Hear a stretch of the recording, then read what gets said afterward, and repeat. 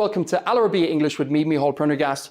I'm here with the UFC CEO Dana White for a special interview to speak about some of the biggest stories shaping the future of MMA, from heavyweight showdowns and Saudi expansion to a historic White House event, Conor McGregor's return, and the future of streaming.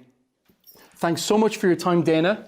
I'd like to start with Aspinall versus Gane. How important is this for the heavyweight division? Yeah, this fight's a big deal, not just for the division, but for both guys on Saturday. Obviously, if Aspinall lives up to what he's, expected to be, he should go in there and make quick work of Ciryl Gane this weekend. Ciryl Gane looked like he was going to be the guy up until, the John Jones fight. And, Saturday night's big for him. If he can go in and beat Tom Aspinall, and the guy's light on his feet. He got great hands, moves like a middleweight, goes to the ground. He's got a great ground game. It's a big fight for both these guys on Saturday, not just the division. You're going to be in Saudi Arabia next week for Power Slap. Also, the growth of Zuffa boxing through His Excellency, one of your close friends, Turki Al-Sheikh. How influential has he been in the world of boxing? No, I saw Power Slap and I thought that it could do well if it was presented right. And the live event is incredible. If you go to the live event, you immediately become a fan. And then as far as Turki Al-Sheikh with the Zuffa boxing, it wouldn't have happened if it wasn't for him. I probably would not have gotten into boxing if it wasn't for Sheikh Turki. And he's a close friend of yours now. What is it in particular that he's adding into the equation? Of course, they're investing a lot of money, but it's more than that, isn't it? Yeah, listen, in boxing, it's all about the money. The big fights that you want to see don't happen unless, it took Saudi money to make those fights happen. And, I think that he has reinvigorated and kickstarted the sport of boxing. So enough to get me interested again. So, what he's done is pretty incredible. You've called the White House UFC event the greatest card in fight history. President Trump has obviously played an enormous role in this. What has been your opinion of his influence in proceedings? He was the inspiration, all of it. He's the one that asked me, I think we should do a fight at the White House. And I said, I'm in. Say when. So, yeah, it was his idea.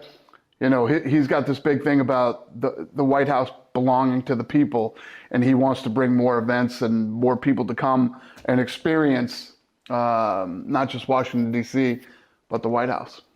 An octagon on the White House lawn? This surely provides an unprecedented security problem, especially after those assassination attempts. How is the UFC dealing with this? It's a big issue, but that's going to be Secret Service, and there'll be less than 5,000 people there, and we don't even know how we're going to do ticketing yet. But the Ellipse across the street, there'll be, we can have 85,000 people over there. We'll do screens and a big stage. We're going to basically roll in and take over Washington, D.C. that week. The UFC will. Conor McGregor has announced on Fox that he's going to be fighting on the card. He's going to be fighting Michael Chandler. What do you think of that? That's not true. We haven't made one fight yet. Not one fight has been made. A bit of speculation from Mystic Mac. Yes, he's speculating. Yes, he wants that fight very badly. I don't think there's any secret about that. He and I actually talked today, and he seems like he's in a good place mentally, emotionally, and now he's got to physically get ready if he wants to fight on that card. Marvin Hagler, he famously said, it's hard to keep the hunger. It's hard to get up at 5 a.m. and go running when you're sleeping in silk sheets. Yeah. Is that the case for Conor McGregor now? And on yachts. Yachts make it tough too. But yes, if we can get the motivated, fired up Conor McGregor, from the past back, then maybe he'll be headlining the White House. You've got a long-standing friendship with President Trump. After the first assassination attempt, he called you. You were on holiday in Italy. You flew back and you gave the opening speech at his next rally. This is surely a testament to your friendship. Yeah, it was, it's always an honor. I love the guy. And, Yeah, I mean, when he calls, whatever he needs. I love the guy. He's been a great friend to me for a long time, and yeah. During your speech at Trump's rally, you said Trump is a real American badass. How do you describe his Democratic opponent, Kamala Harris? I don't think I want to go there, but listen. Let's just say the right person won the election. In this White House event, John Jones has stated he would like to be back in the running, or is the timeline too tight? I don't know. We'll see. We'll see. John retired and he wants to fight at the White House. The likelihood of him fighting at the White House is, I don't know. I don't see it happening. We just spoke earlier about mentality and hard work as well. There's often a huge plethora of videos online now, often of you and Joe Rogan, Jordan Peterson, often advising young children about work ethic. How important is it today with a softer generation, let's say, to encourage people to work hard, to go above and beyond, to try and succeed? I don't know. I don't think that. I mean, it's everything. If you have work ethic, if you have anything that you want to accomplish in life, any goals you've ever set for yourself, any dreams that you have, the only way to get there is by hard work. You have to work hard.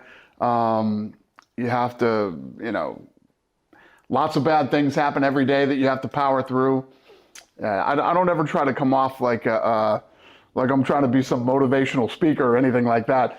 Most of that stuff is cut up from long-form interviews that I do. But there's no secret that I think that this younger generation is soft.